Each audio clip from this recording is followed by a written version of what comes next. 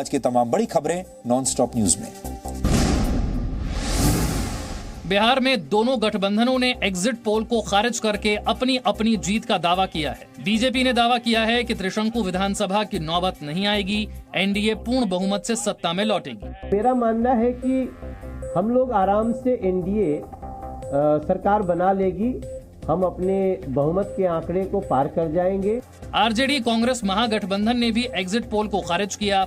RJD ने कहा कि चुनाव में मुख्यमंत्री नीतीश कुमार के खिलाफ लहर साफ दिखी और इसका पूरा फायदा आरजेडी कांग्रेस को मिलना तय है। बिहार चुनाव के तीसरे चरण में आज सबसे ज्यादा वोटिंग हुई। आज 78 सीटों पर 57% से ज्यादा वोट पड़े।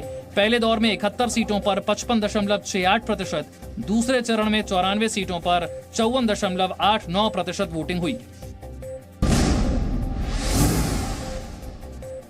बिहार विधानसभा चुनाव के तीसरे चरण की वोटिंग के साथ एग्जिट पोल के अनुमान आ गए हैं। जी न्यूज के महा एग्जिट पोल के मुताबिक बिहार में अब की बार महागठबंधन की सरकार बनने के आसार हैं। बिहार की सभी 243 सीटों पर जी न्यूज के महा एग्जिट पोल में एनडीए को 98 सीटें, महागठबंधन को 137 सीटें और अन्य को 5 सीटें मिल सकती हैं। बिहार चुनाव पर अलग अलग एग्जिट पोल में भी महागठबंधन आगे दिख रहा है। एबीपी न्यूज सी वोटर के एग्जिट पोल में एनडीए को 116, महागठबंधन को 119 सीटें मिल सकती हैं। रिपब्लिक जन की बात के एग्जिट पोल में एनडीए को 104 और महागठबंधन को 128 सीटें मिलने का अनुमान है। हालांकि न्यूज 18 इंडिया टुडेस चाणक्य के एग्जिट पोल के मुताबिक महागठबंधन को 180 सीटों के साथ पूर्ण बहुमत और बीजेपी को सिर्फ 55 सीटें मिलने की संभावना है। बिहार चुनाव के नतीजों का ऐलान 10 नवंबर को होगा। चुनाव पर सबसे तेज नतीजे और सबसे तेज विश्लेषण 10 नवंबर को सुबह 6 बजे से आप जी न्यूज पर देख सकते हैं। जम्मू कश्मीर में गुपकार गठबंधन जिला विकास परिषद डीडीसी के चुनाव लड़ेगा। इसका ऐलान जम्मू में गुपकार गठबंधन की बैठक में किया गया। गठबंधन ने कहा कि इससे अनुच्छेद 370 की बहाली की मांग तेज होगी। हमने कश्मीर में तय कर दिया था कि जब तक हम अपने जम्मू के भाइयों से बात नहीं करते, आज की जो मीटिंग हुई उसके अलावा हमारी इंटरेक्शन हुई टेलीफोन पर, हर पार्टी ने अपने लोगों से बात की, उसके बाद हम डिसीजन लेंगे। We will fight these elections united. Jammu Kashmir में डीडीसी और पंच सरपंचों के खाली पदों पर चुनाव 1 से 24 दिसंबर के बीच 8 चरणों में होने हैं। बीजेपी ने कहा कि जम्मू कश्मीर 370 को भुला चुका है। चुनाव में गुपकार गैंग को भी पता चल जाएगा। सांसदीय प्रणाली की मर्यादा का तकाजा है 2 विकल्प। अगर आप खामोश हैं तो इसका मतलब है you are party to it. It's a collective decision whether you internally agree or not. अगर नहीं है तो कम से कम त्याग पत्र दे देते। So you can not be allowed to have cake and eat it to.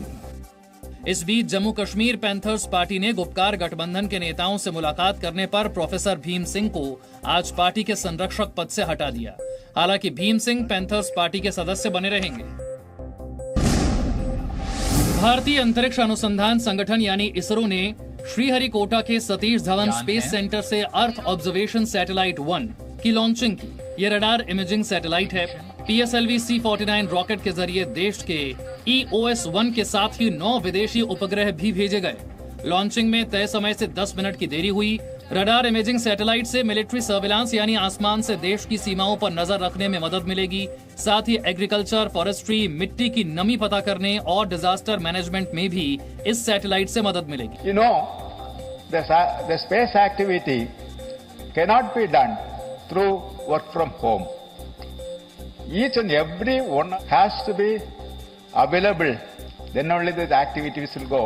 Today's success mainly because of the hard work given by the employees of Team ISRO. प्रधानमंत्री मोदी ने ट्वीट कर इसरो को बधाई दी है। उन्होंने कहा है कि कोविड-19 के समय में हमारे वैज्ञानिकों ने समय सीमा में इस मिशन को पूरा करने के लिए कई बाधाओं को पार कर लिया।